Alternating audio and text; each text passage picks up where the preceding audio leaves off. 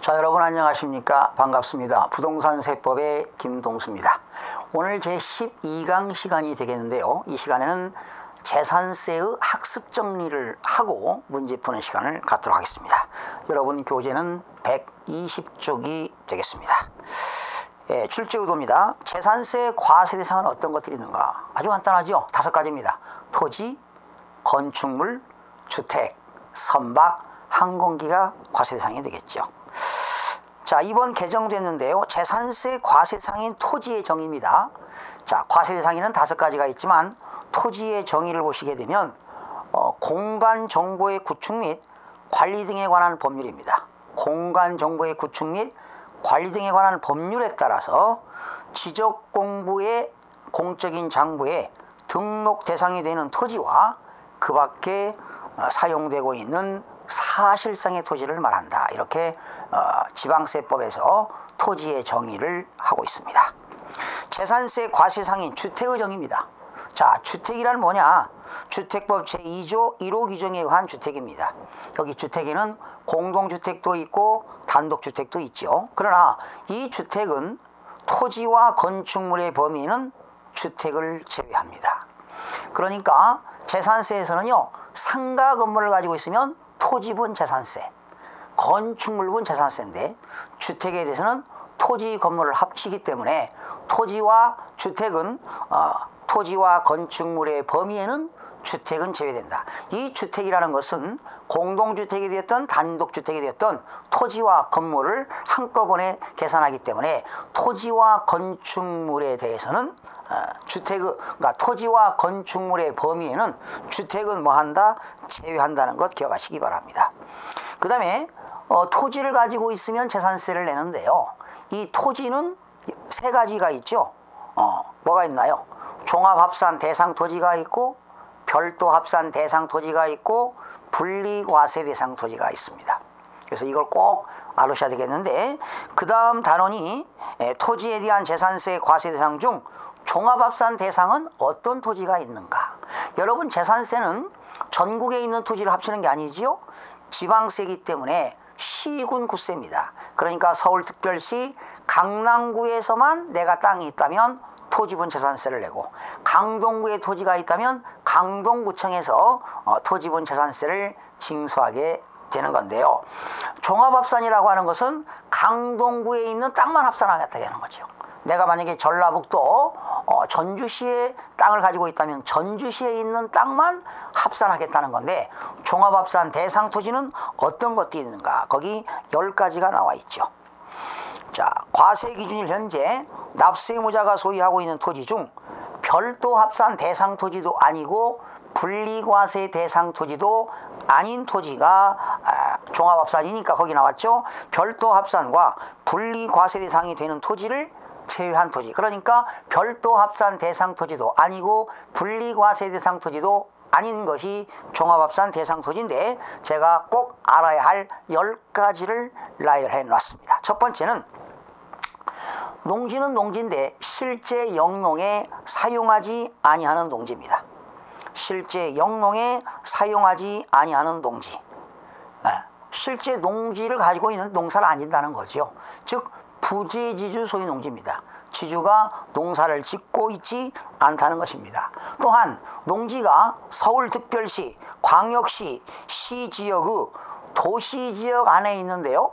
그 농지가 도시지역 안에서 개발제한구역과 녹지지역이 아닌 지역의 농지가 있다면, 만약에 도시지역 안에서 개발제한구역의 농지가 있다, 녹지지역의 농지가 있다, 그건 분리과세입니다. 그러나 개발제한구역과 녹지지역이 아닌 주거지역이라든가 상업지역이라든가 공업지역의 농지가 있다면 돈이 되는 거니까 이러한 것들은 종합합산이 되겠습니다.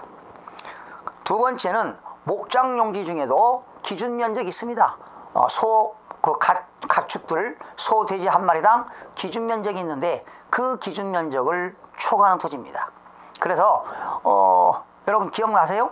도시지역 밖에 있는 목장용지 중에서 기준면적 이내는 분리, 기준면적 초과는 종합.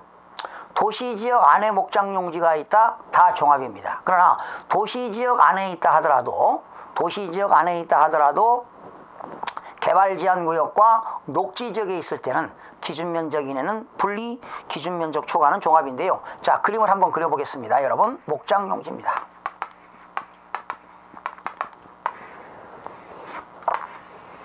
목장용지가 도시지역 안에 있다. 도시지역 외에 있어요. 그러면 도시지역 밖에 목장용지가 있을 때 여기 기준면적 이내입니다. 기준면적 이내는 분리과세.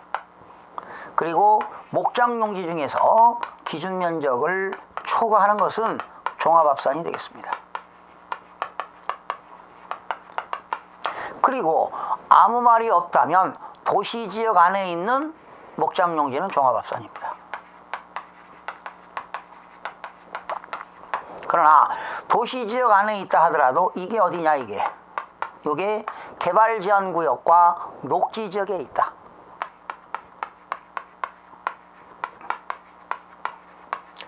개발제한구역과 녹지지역에 있습니다. 개발제한구역과 녹지지역에 있을 때 기준면적 이내는 어디에 들어갑니까?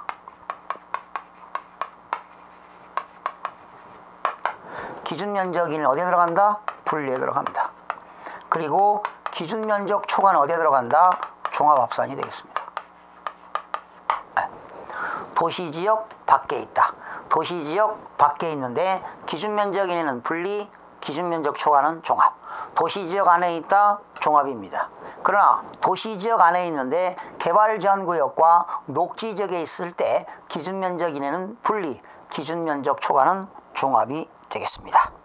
그 다음에 3번입니다. 공장용지 중에서 기준면적 초과.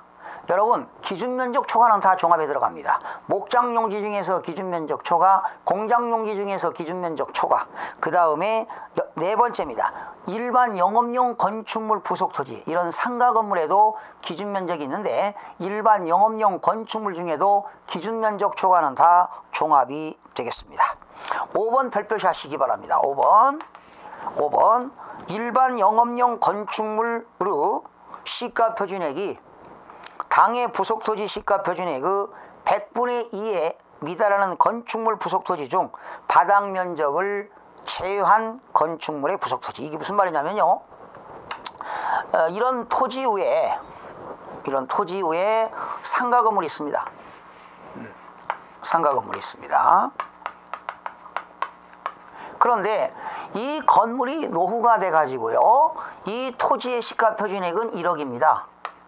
1억인데 건물의 시가표준액은 건물이 노후돼 가지고 만약에 190만 원이다. 그러면 토지의 시가표준액과 건물의 시가표준액을 비교해서 100분의 2에 미달합니다. 그렇죠? 1억과 190만 원은 100분의 2에 미달하는 거지요. 100분의 2에 미달하는 토지로서 이 바닥 면적까지는 어디에 들어가느냐? 별도에 들어갑니다. 그러나 바닥 면적을 제외한 토지는 어디에 들어간다? 종합이 되겠습니다. 거기 100분의 2에 미달하는 건축물 부속토지 중 바닥 면적을 제외한 부속토지입니다. 바닥 면적을 제외한 부속토지. 바닥 면적을 제외한 부속토지. 바닥 면적까지는 별도가 되겠고 바닥 면적을 제한 토지가 종합합산이 되겠습니다. 6번째입니다. 건축법상 건축허가를 받지 아니하는 무허가 건축물 부속토지입니다. 무허가 건축물 부속토지 종합합산에 들어갑니다. 그 다음에 사용 승인을 받지 아니하고 사용 중인 건축물의 부속토지입니다. 사용 승인을 받지 아니하고 사용 중인 건물의 부속토지. 건축법에 의해서 건물이 완공되면 사용 승인을 받아야 되는데 사용 승인을 받지 아니하고 사용 중인 건물의 부속토지가 되겠고요. 8번 잡종지입니다. 잡종지, 갈대밭, 풀이무성한 갈대밭, 물건을 쌓아두는 물치장, 흙을 채취하는 토치장, 돌을 채석하는 채석장, 도천시장, 비행장, 공동의원의 토지는 잡종지가 되겠는데요. 잡종지 종합합산에 들어갑니다. 9번입니다. 법인이 소유하는 농지입니다. 법인이 소유하는 농지. 그러나 법인이 소유하는 농지는 종합합산이지만 법인이라 하더라도 영농조합법인이 소유하는 농지, 영농조합법인이 소유하는 농지는 분리과세 대상에 들어갑니다. 그리고 10번 지상정착물이 없는 토지를 뭐라고 합니까? 세 글자 나대지라고 하지요. 나대지도 종합합산에 들어갑니다. 그 다음에 자 이래서 종합합산 대상 토지 10가지를 살펴봤고요. 그 다음에 분리과세 대상 토지는 어떻게 됩니까? 분리과세는 사회적으로 바람직한 생산성 토지와 사회적으로 바람직하지 아니하는 사치성 토지가 있는데, 생산성 토지는 전답과수원 목장용지 임야는 세율이 1000분의 0.7 되겠죠. 그리고 공장용지와 산업공급용 토지는 분리과세로서 1000분의 2가 되겠고, 사치성 토지는 골프장용 토지와 고급어락장용 토지는 1000분의 44%의 높은 세율을 적용합니다. 거기 나왔죠? 전답과수원 목장용지, 특히 목장용지 중에서 기준면적 이내는 분리, 임야, 공장용지 중에서 기준면적 이내, 그리고 주택 및 산업용 공급 토지가 있고, 사치성 토지에는 골프장용 토지와 고급 오락장용 토지가 사치성 토지로서 분리과세 대상 토지에 들어갑니다. 그 다음에 별도 합산 대상은 어떤 거냐? 그렇죠. 대한민국에 있는 상가 건물이 있는 땅이 있죠. 거기 일반 영업용 건축물 부속 토지, 상가 건물이 있는 땅, 사무실 있는 땅, 오피스텔이 있는 건물이 땅, 점포가 있는 땅, 이런 것들은 업무용 토지는 다 별도 합산이 되겠습니다. 그런데 상가 건물이 땅이라고 해서 다 별도가 되는 게 아니라 이러한 상가 건물에도 기준 면적이 있습니다. 기준 면적은 바닥 면적 곱하기 용도 지역 적용 배율이죠. 거기 바닥 면적, 건축물 바닥 면적에다가 그 건물이 어느 지역에 있느냐, 용도 지역입니다. 상업적이냐, 준주거지역이냐, 공업적이냐에 따라서 용도 지역 적용 배율을 곱해서 기준 면적 이내는 별도, 기준 면적 초과는 종합이 되겠습니다. 자, 상가 건물입니다. 상가 건물에도 기준 면적이 있다. 기준 면적 이내는 별도, 기준 면적 초과는 종합. 그때 기준 면적은 어떻게 곱한다? 바닥 면적 곱하기 용도 지역 적용 배율을 곱하게 되는 겁니다. 자, 이렇게 해서 이제 토지의 분류, 종합합산 대상 토지, 분리과세 대상 토지, 별도 합산 대상 토지를 살펴봤고요. 재산세 납세 의무자는 누구인가? 이것도 시험에 잘 나옵니다. 별표하시고요. 원칙적 납세 의무자는 재산세는 과세 기준일이 6월 1일입니다. 6월 1일 현재 재산을 사실상 소유하고 있는 자입니다. 사실상 소유하고 있는 자. 그러나 그 재산을 공유하고 있다. 두 사람 이상이 공동 소유하고 있는 것을 공유라고 하는데, 공유하고 있을 때는 어떻게 되느냐? 지분 표시가 있으면 지분권자가 내고요. 지분 표시가 없으면 지분이 균등한 것으로 봐가지고 공유재산에 대해서는 지분권자를 납세 의무자로 보게 되는 겁니다. 그러나 주택의 건물과 주택의 토지 소유자가 다른 경우도 있겠죠. 주택이 있는데 건물 소유자와 주택의 토지 소유자가 다를 경우, 이때는 어떻게 되느냐? 주택에 대한 산출세액을 계산해야겠죠. 그죠? 토지와 건축물 전체에 대해서 주택에 대한 산출세액을 계산한 다음에 토지의 시가표준액과 건물의 시가표준액으로 안분 계산해 가지고 소유자를 납세 의무자로 본다, 이렇게 하시면 되겠습니다. 재산세 원칙적 납세 의무자 이외의자는 어떤 경우들이 있는가? 재산세 납세 의무자는 원칙이 사실상 소유자인데 외외적으로 사실상 소유자를 알 수 없을 때는 공부상 소유자가 되겠습니다. 그래서 1번 보세요. 원칙 이외의 납세 의무자는 어떤 것들이 있는가? 1번 공부상 소유자입니다. 자, 이거는 소유권의 권리 변동이 생겼는데 사실상 소유자를 알 수 없다면 공부상 소유자가 되겠습니다. 두 번째는 주된 상속자입니다. 상속이 개시된 재산으로서 상속 등기가 이행되지 아니하고 사실상 소유자를 신고하지 아니할 때 주된 상속자가 되겠습니다. 세 번째는 종중재산의 공부상 소유자입니다. 개인 땅이 아니라 선조들로부터 내려오는 종중 땅인데 그것을 개인 명의로 등기가 되는 경우도 있습니다. 그때는 등기는 개인명으로 되어 있지만 사실상은 누구 겁니까? 종중 땅이기 때문에 그 개인이 종중재산이라고 신고한다면 그 종중재산의 공부상 소유자가 되겠습니다. 그래서 여기 보세요. 공부상에는 개인 명의로 등재되어 있죠. 근데 사실상 종중재산으로서 종중 소유임을 신고하면 종중이 되겠지만 신고하지 아니할 때는 그 종중재산의 공부상 소유자가 된다는 겁니다. 네 번째는 매수계약자가 있습니다. 원래는 국가 겁니다. 지방자치단체 건데 국가 또는 지방자치단체의 부동산을 내가 사겠다고 연부로 매매계약을 체결합니다. 1년에 한 번씩 결제하는 조건으로 연부로 매매계약을 체결했더니 국가로부터 무상사용 권리를 부여받았을 때 매수계약자가 납세의무자가 되는데, 이때 중요한 것은 매수계약자는 국가로부터 무상사용 권리를 부여받아야 됩니다. 거기 나왔죠. 사용권을 줄 채요 무상으로, 만약에 시험에 유상이면 틀립니다. 무상으로 부여받은 경우에 그 매수계약자가 납세의무자가 되겠습니다. 다섯 번째, 수탁자입니다. 수탁자, 신탁법에 따라서 수탁자 명의로 위탁자의 재산이 수탁자 명의로 등기 등록된 신탁재산의 경우 위탁자가 신탁법에 의해서 신탁한 거죠. 그때는 누가 내느냐? 위탁자별로 구분된 재산에 대해서 누가 냅니까? 수탁자가 내는 겁니다. 수탁자가 내는 겁니다. 수탁자가 납세의무자가 되겠습니다. 여섯 번째, 사업 시행자가 되겠습니다. 거기 도시개발법에 따라 시행하는 환지 방식, 환지라고 하는 것은 종전 땅 대신에 새로운 땅으로 바꿔주는 것을 환지라고 하지요.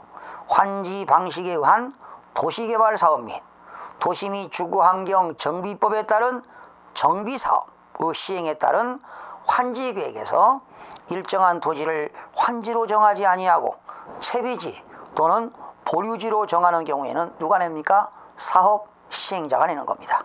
채비지 또는 보류지를 정하는 경우는 사업 시행자가 낸다. 마지막 일곱 번째입니다. 사용자가 되겠습니다. 재산세 과세 기준일 현재 소유권 기속이 분명하지 아니하여 사실상 소유자를 확인할 수 없다. 확인할 수 없을 때는 누가 낸다고요? 사용자가 내는 겁니다. 소유권 기속이 분명하지 않다. 사실상 소유자도 알 수 없고 공부상 소유자도 알 수 없을 때는 누가 세금 낸다고요? 사용자가 재산세 납부할 의무가 있습니다. 자, 재산세 납세지는 어디가 있나? 납세지를 살펴봅니다. 토지는 토지 소재지를 관할하는 시군, 건축물 소재지를 관할하는 시군, 주택은 주택 소재지를 관할하는 시군, 선박은 선적항 소재지입니다. 선적항이 없으면 정계장 소재지입니다. 정계장도 없다, 선박 소유자의 주소지가 되는 겁니다. 항공기는 정치장 소재지, 비행기가 머무르고 있는 곳이죠. 정치장 소재지가 되겠습니다. 그 다음에 재산세 중에서요 비과세가 되는 게 있습니다. 국가 등에 대한 비과세는 어느 것들이 있는가? 그리고 국가 등 이외의 또 비과세는 어느 것들이 있는가? 자, 1번 보세요. 국가 또는 지방자치단체, 지방자치단체 조합, 외국정부 및 주한 국제기구 소유에 속하는 재산에 대해서는 재산세를 부과하지 아니합니다. 그러나 다음 각호에 해당할 때는 부과한다. 어떤 경우냐? 대한민국 정부기관 재산에 대해서 과세하는 외국정부 재산입니다.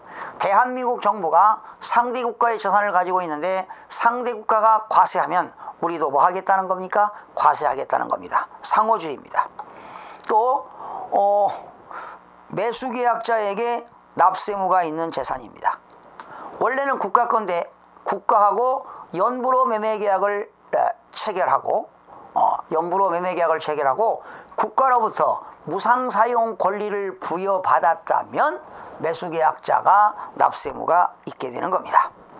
두 번째입니다. 국가 또는 지방자치단체, 지방자치단체 조합이 1년 이상 공용 또는 공공용에 사용되는 재산에 대해서는 재산세를 부과하지 아니한다. 이런 거지요. 제가 개인 건물을 가지고 있는데 1년 이상 국가가 공공용에 사용하는데 제가 무료로 사용하도록 했습니다. 만약에 국가가 사용하는데 내가 집세를 받고 국가가 유료로 사용하게 되면 그건 과세가 되는데 거기 나왔죠? 유료로 사용하는 경우는 부과한다.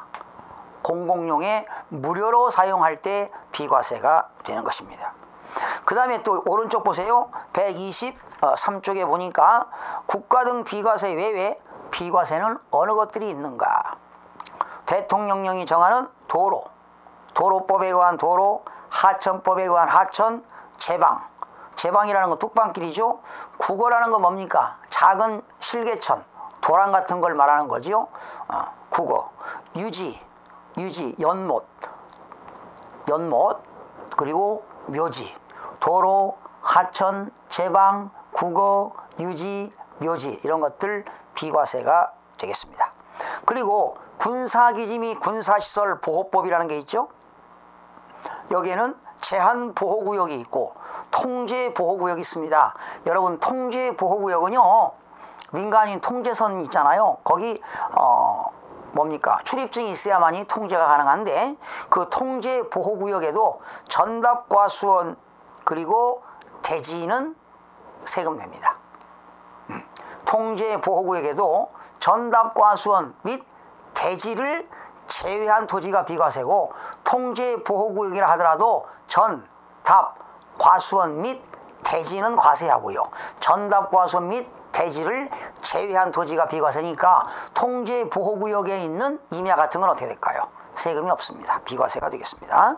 그 다음에 채종림입니다. 여러분, 채종림이라고 하는 것은 우량한 종자를 채취하기 위하여 심는 임야가 채종림이 되겠고요.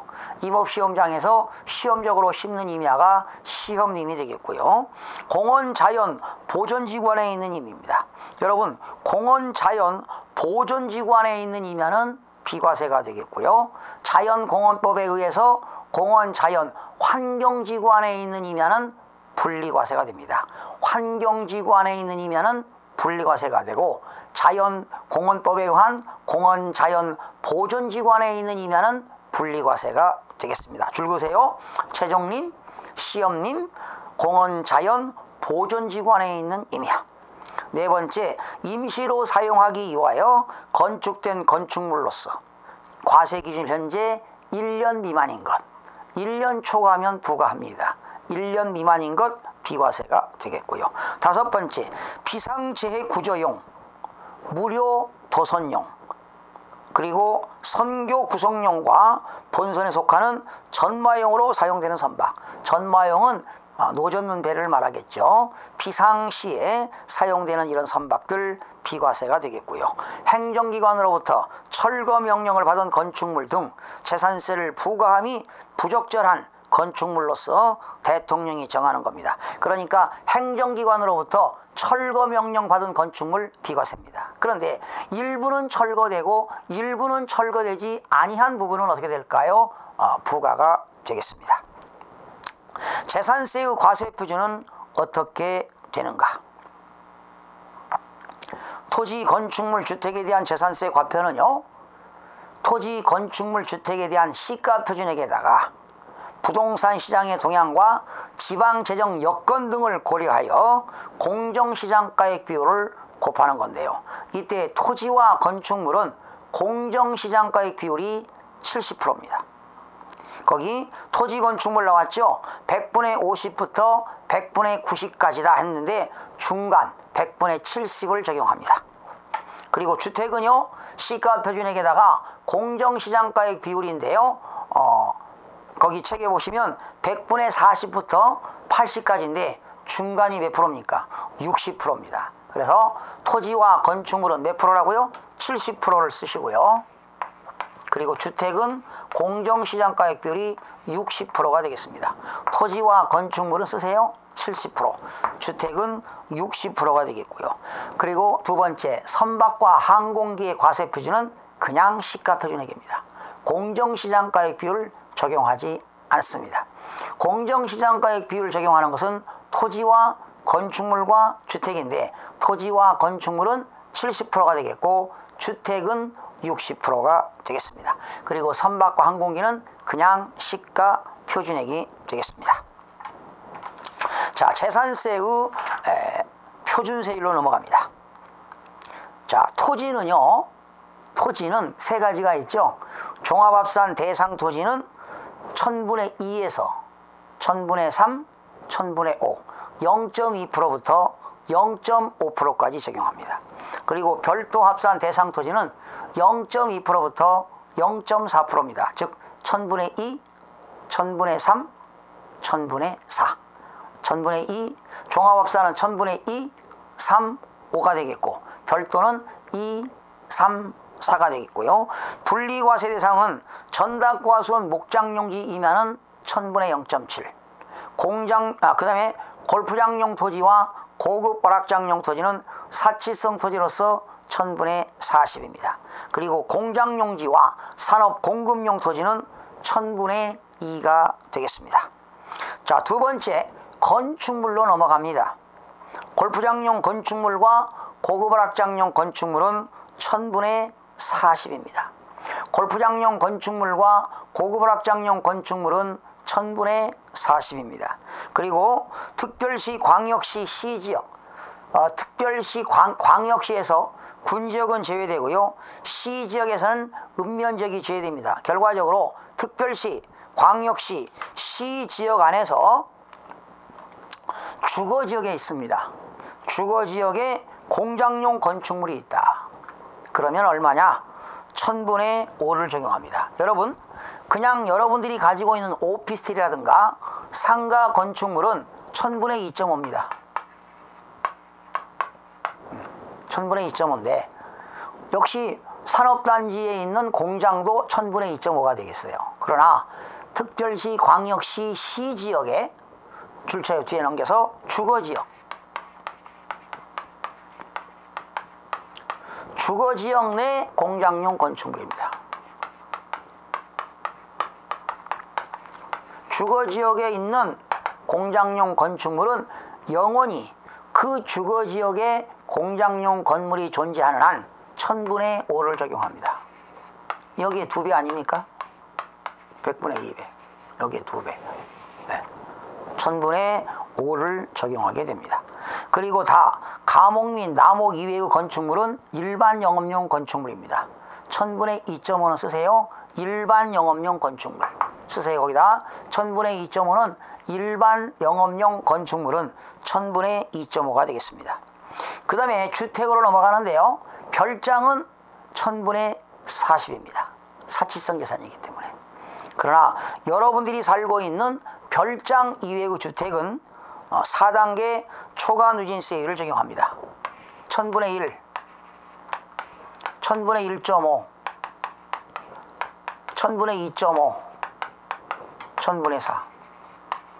0.1%부터 0.4%까지 4단계 초과 누진세율을 적용합니다. 별장은 1000분의 40이고 별장 이외의 주택은 4단계 초과 누진세율을 적용합니다. 선박 중에 고급 선박은 1000분의 50이고요. 일반 선박은 1000분의 3이 되겠고요. 항공기도 1000분의 3이 되겠습니다. 두 번째입니다. 수도권 정비계획법에 의해서 과밀억제권역에서 공장을 신설하거나 증설했을 때는 몇 년간? 5년간 5배를 중과세합니다. 1000분의 2.5에 5배니까 얼마입니까? 100분의 500이니까 1000분의 12.5니까 1.25%가 되겠습니다. 과밀억제권역에서 공장을 신설하거나 증설했을 때는 최초의 과세 기준일로부터 5년간 5배를 중과세한다. 세 번째, 시장 군수는 50% 범위 안에서 가감 조정할 수 있다. 이것이 바로 탄력세율인데요. 단 선박과 항공기는 탄력세율을 적용하지 않는다는 것 또한 기억하시기 바랍니다. 다음 시간에 이어서요, 재산세의 세율 적용부터 마무리하고 문제 푸는 시간을 갖도록 하겠습니다. 여러분, 다음 시간에 뵙겠습니다.